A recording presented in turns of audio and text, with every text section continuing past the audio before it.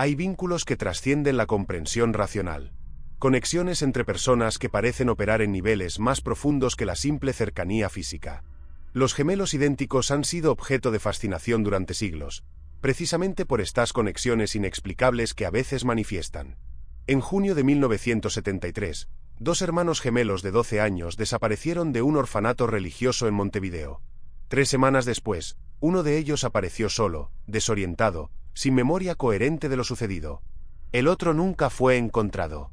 Y el gemelo superviviente, durante el resto de su vida, insistió que podía sentir a su hermano, que sabía que seguía vivo en algún lugar, esperando. Esta es la historia de Martín y Mateo Silva, de la noche en que uno desapareció y el otro regresó, y del misterio que ni la investigación policial ni el paso de 5 décadas han podido resolver. El Uruguay de 1973 estaba al borde del abismo. El golpe de Estado militar ocurriría el 27 de junio de ese año, transformando al país en una dictadura que duraría más de una década. Pero incluso antes del golpe, Uruguay ya vivía en un estado de crisis. Violencia política, huelgas, represión creciente, el tejido social desgarrándose bajo presiones económicas y políticas. En este contexto turbulento, los niños más vulnerables eran aquellos sin familias que los protegieran. Los orfanatos, muchos administrados por órdenes religiosas, albergaban a cientos de niños en condiciones que variaban desde adecuadas hasta deplorables. El control sobre estas instituciones era limitado. Lo que ocurría dentro de sus muros frecuentemente permanecía oculto al escrutinio público. El orfanato de Nuestra Señora de la Merced estaba ubicado en las afueras de Montevideo, en una zona que entonces era casi rural. Era un edificio grande, de 2 plantas, rodeado por muros altos y jardines descuidados. Lo administraban las Hermanas de la Caridad, una orden religiosa dedicada al cuidado de niños huérfanos y abandonados. Había aproximadamente 80 niños internos en junio de 1973. Edades que iban desde bebés hasta adolescentes de 16 años. La mayoría eran huérfanos genuinos, hijos de padres muertos en accidentes, enfermedades o la violencia política que sacudía al país. Otros habían sido abandonados por familias que no podían mantenerlos. Algunos habían sido entregados temporalmente por padres que esperaban poder reclamarlos cuando su situación mejorara, aunque esto raramente ocurría. Martín y Mateo Silva habían llegado al orfanato cuando tenían 6 años. Sus padres habían muerto en un accidente de tráfico en la ruta entre Montevideo y Punta del Este. No tenían otros familiares dispuestos o capaces de hacerse cargo de ellos. El Estado los había colocado en el orfanato de Nuestra Señora de la Merced, donde habían pasado los últimos 6 años de sus vidas. Eran gemelos idénticos. Imposibles de distinguir físicamente. Mismo cabello oscuro, mismos ojos marrones, misma estatura, misma constitución delgada. Incluso sus voces sonaban idénticas. Solo quienes los conocían muy bien podían diferenciarlos, y solo por diferencias sutiles de personalidad más que de apariencia. Martín era el ligeramente más extrovertido. Hablaba más, hacía más preguntas, era más desafiante con las autoridades del orfanato. Mateo era más callado, más introspectivo, más obediente. Pero estas diferencias eran menores. En la mayoría de los aspectos, eran prácticamente la misma persona duplicada. Compartían ese vínculo inexplicable que algunos gemelos idénticos manifiestan. Sabían cuando el otro estaba molesto incluso si estaban en habitaciones diferentes. A veces comenzaban a decir la misma frase al mismo tiempo. Si uno se lastimaba, el otro frecuentemente tocaba la misma parte de su propio cuerpo como en respuesta empática. Las monjas del orfanato encontraban esto ligeramente perturbador, pero lo atribuían a la conexión natural entre gemelos. La vida en el orfanato era rígida y monótona. Despertar temprano para la misa matutina. Desayuno frugal. Clases básicas impartidas por las propias monjas. Trabajos de mantenimiento del edificio y jardines. Almuerzo. Más clases o trabajos. Cena. Rosario. Dormir. Los días se repetían sin variación significativa. Los castigos por desobediencia eran severos. Aislamiento en habitaciones oscuras, privación de comidas, trabajos físicos agotadores. No era el peor orfanato de Uruguay en aquella época, pero distaba mucho de ser bueno. Las monjas eran estrictas, algunas incluso crueles. Los niños vivían con hambre constante, frío en invierno, y la ausencia total de afecto o ternura. Muchos desarrollaban problemas psicológicos. Algunos intentaban escapar, aunque raramente con éxito. Martín y Mateo se tenían el uno al otro, lo cual era una ventaja sobre los niños que estaban completamente solos. Se protegían mutuamente. Si uno era castigado injustamente, el otro a menudo se ofrecía para compartir el castigo. Dormían en camas contiguas en un dormitorio que albergaba a 20 niños. Por las noches, cuando las monjas no podían verlos, se tomaban de las manos entre las camas, un consuelo silencioso en la oscuridad. La noche del 15 de junio de 1973 comenzó como cualquier otra. Los niños cenaron a las 6. Asistieron al rosario a las 7. A las 8 fueron enviados a dormir. Las monjas hicieron su ronda final a las 8:30, verificando que todos estuvieran en sus camas. Las luces se apagaron. El orfanato quedó en silencio. Uno de los niños en el dormitorio de los gemelos, un niño de 13 años llamado Diego Pereira, recordaría después que alrededor de las 10 de la noche escuchó susurros. Miró hacia las camas de Martín y Mateo. Estaban despiertos, hablando en voz muy baja. Diego no pudo escuchar qué decían, pero le pareció que estaban discutiendo sobre algo, aunque no en forma de pelea, sino más bien como si estuvieran tomando una decisión importante. Alrededor de las 11, Diego escuchó movimiento. Vio las siluetas de los gemelos levantándose de sus camas. Se vistieron rápidamente. Luego caminaron hacia la puerta del dormitorio y salieron. Diego asumió que iban al baño, que estaba al final del pasillo. No le dio más importancia y se volvió a dormir. A la mañana siguiente, durante el recuento matutino antes del desayuno, se descubrió que Martín y Mateo no estaban. Las monjas buscaron en el baño, en los otros dormitorios, en la capilla, en las áreas comunes. No estaban en ninguna parte. Una inspección más detallada del edificio reveló que una ventana en el primer piso, que daba al jardín trasero, estaba abierta. Normalmente estaba cerrada con llave, pero la cerradura había sido forzada desde dentro. La hermana superiora, Sor Inmaculada, una mujer de 60 años que dirigía el orfanato con mano de hierro, estaba furiosa. Los gemelos habían escapado. No era la primera vez que niños intentaban huir del orfanato, aunque raramente lo lograban. Sor Inmaculada llamó a la policía para reportar la fuga. La policía llegó alrededor de las 9 de la mañana. Hicieron las preguntas de rutina. ¿Cuándo fue la última vez que los vieron? ¿Habían dado señales de querer escapar? ¿Tenían familiares o conocidos fuera del orfanato donde pudieran haber ido? Las monjas respondieron que los gemelos no tenían familiares vivos conocidos, que habían sido niños relativamente obedientes sin historial de intentos de fuga previos. La policía registró el área alrededor del orfanato. El jardín trasero, que estaba descuidado y lleno de maleza, no mostraba huellas claras que pudieran seguir. Más allá del jardín había un muro de piedra de aproximadamente 2 metros de altura. Un niño de 12 años podría escalarlo con algo de esfuerzo. Del otro lado del muro había terrenos baldíos y luego, eventualmente, zonas más pobladas de Montevideo. Los policías asumieron que los gemelos habían escapado hacia la ciudad, probablemente con alguna idea ingenua de encontrar una vida mejor. Emitieron una descripción de los niños a todas las comisarías. Pero en el Uruguay de junio de 1973, con el golpe militar a punto de ocurrir y el país en crisis, 2 niños fugados de un orfanato no eran exactamente una prioridad policial alta. Pasaron días sin noticias. Luego una semana. 2 semanas. Sor Inmaculada asumió que los gemelos estaban probablemente viviendo en las calles de Montevideo, quizá mendigando o robando para sobrevivir. Era triste pero común. Muchos niños que escapaban de orfanatos terminaban en situaciones peores que las que habían dejado. Pero el 23 de junio, 8 días después de la desaparición, ocurrió algo extraordinario. Un policía patrullando a pie por el barrio de La Aguada, en el centro de Montevideo, vio a un niño solo caminando por la calle. El niño parecía desorientado, mirando alrededor como si no supiera dónde estaba. Su ropa estaba sucia y rasgada. Tenía cortes y moretones en brazos y cara. El policía se acercó al niño y le preguntó si estaba bien. El niño lo miró sin responder inmediatamente. El policía notó que el niño temblaba, ya fuera por frío o por miedo. Le preguntó su nombre. El niño, después de un momento, respondió, Mateo. El policía, recordando el boletín sobre los gemelos fugados del orfanato, preguntó, ¿Mateo Silva? El niño asintió. El policía preguntó, ¿dónde está tu hermano? Mateo miró al policía con ojos vacíos y dijo, no sé. Mateo fue llevado a la comisaría. Llamaron al orfanato. Sor Inmaculada llegó para identificarlo. Confirmó que era uno de los gemelos, aunque admitió que sin tener al otro para comparar, no podía estar absolutamente segura si era Martín o Mateo. Pero el niño insistía que era Mateo. Le preguntaron qué había pasado. ¿Dónde había estado durante los 8 días? ¿Dónde estaba su hermano? Mateo parecía genuinamente confundido.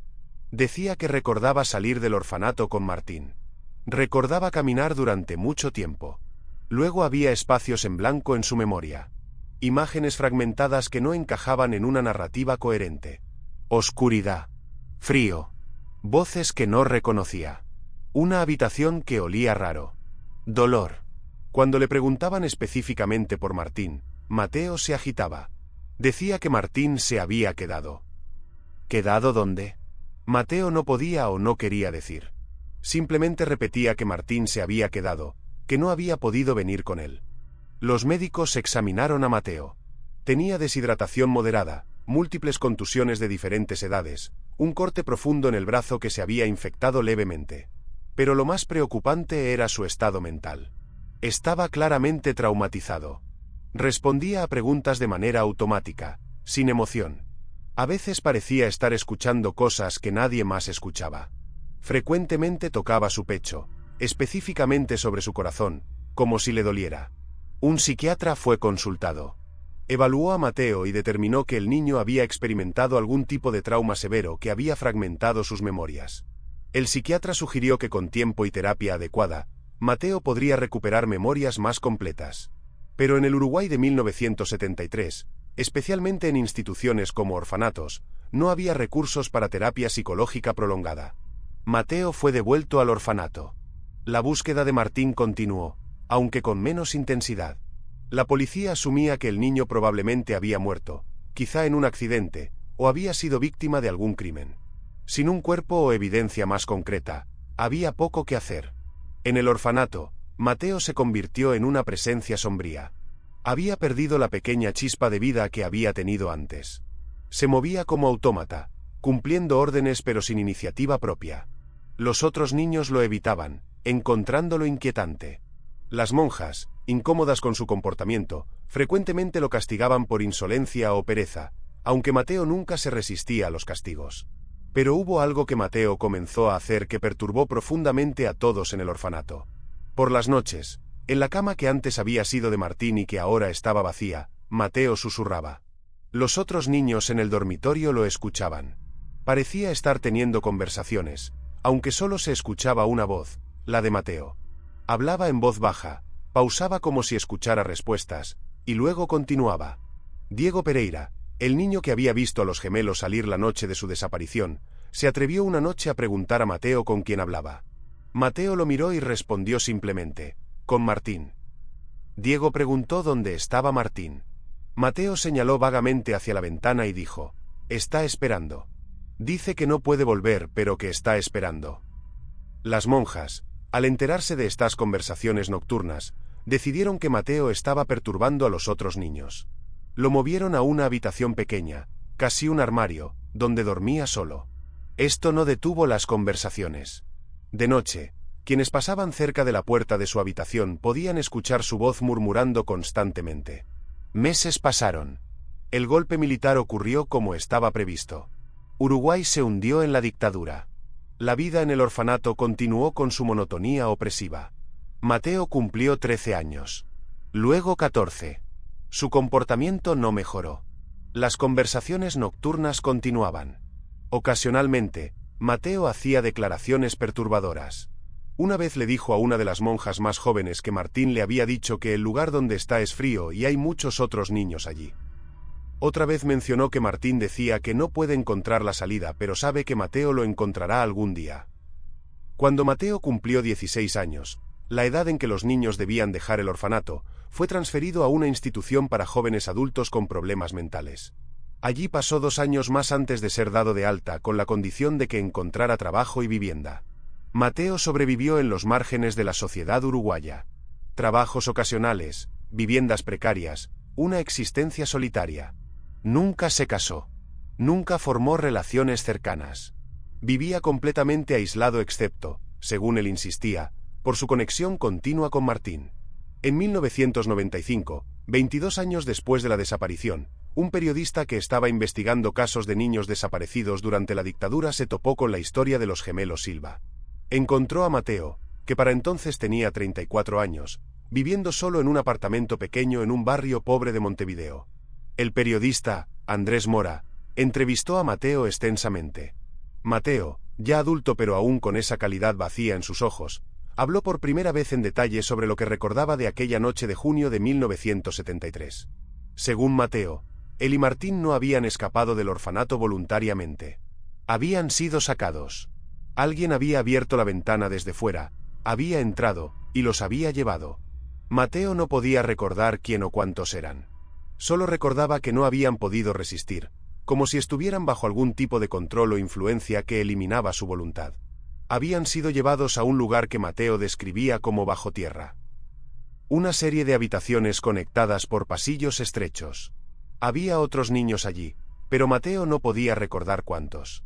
Había adultos también, pero sus caras estaban borrosas en su memoria. Algo había pasado allí que Mateo no podía articular completamente.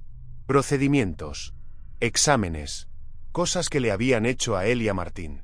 Y entonces, por alguna razón que Mateo no comprendía, él había sido liberado. Simplemente se había encontrado caminando por las calles de Montevideo sin memoria clara de cómo había llegado allí. Pero Martín no había venido con él. Martín se había quedado. Andrés Mora, el periodista, intentó verificar esta historia. Buscó en archivos de desapariciones de niños durante los años 70. Encontró que efectivamente había habido múltiples casos de niños que habían desaparecido de orfanatos y otras instituciones durante ese periodo. Algunos habían reaparecido eventualmente, frecuentemente con memorias fragmentadas o ausentes de donde habían estado. Otros nunca fueron encontrados. Había rumores, nunca confirmados, sobre redes de tráfico infantil durante la dictadura. Niños que eran sacados de instituciones y vendidos para adopción ilegal, trabajo forzado, o propósitos aún más siniestros. Algunos investigadores de derechos humanos habían sugerido que ciertos miembros del régimen militar estaban involucrados en estas redes. ¿Habían sido Martín y Mateo víctimas de algo así? Era posible. Pero no explicaba completamente las descripciones de Mateo sobre el lugar subterráneo, sobre los procedimientos, sobre la sensación de que algo específico había sido hecho con ellos que iba más allá del simple secuestro.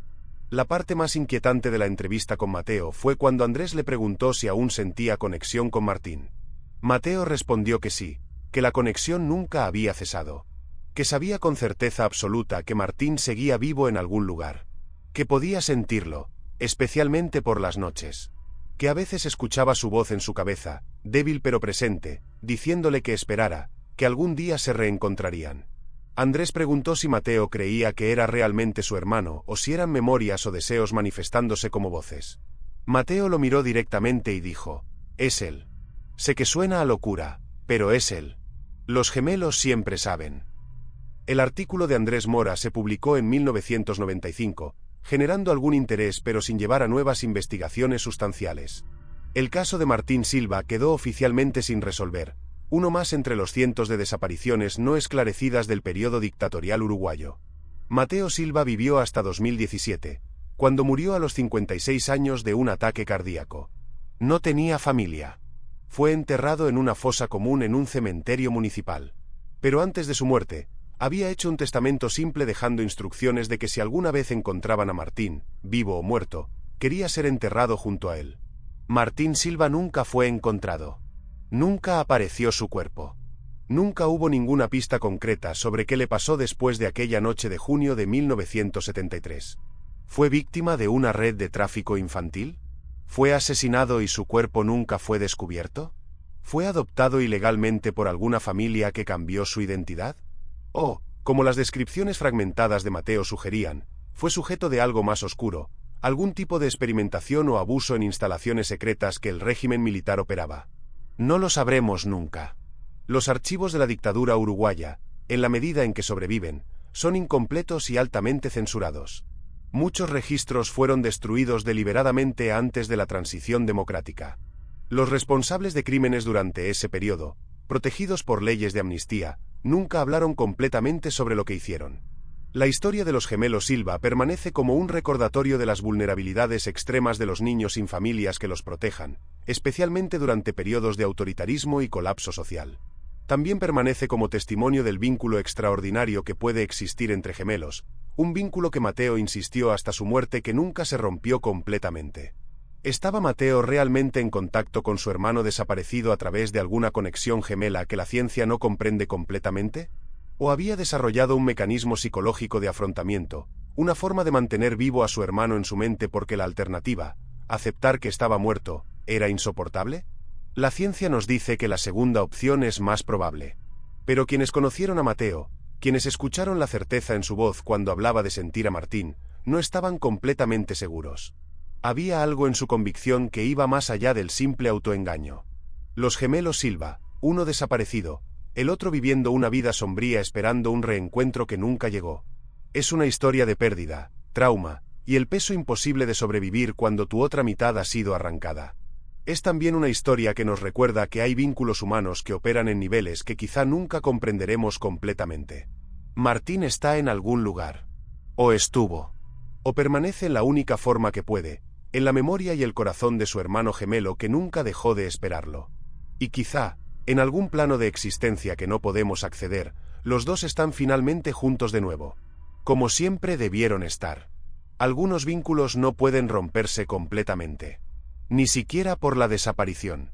Ni siquiera por la muerte. Y el vínculo entre gemelos idénticos, según Mateo insistió durante 44 años, es uno de esos vínculos que trascienden la separación física. Que estuviera en lo cierto o no, nunca lo sabremos. Pero vivió y murió creyéndolo con certeza absoluta. Y esa fe, esa conexión que sentía, fue lo único que lo mantuvo funcionando durante décadas de vida solitaria y traumatizada. Los gemelos del orfanato. Uno perdido en 1973. El otro perdido en vida, buscando a su hermano hasta el final. Ambos víctimas de un tiempo y un lugar donde los niños sin protección simplemente desaparecían, y donde las preguntas sobre qué les pasó frecuentemente nunca encuentran respuesta.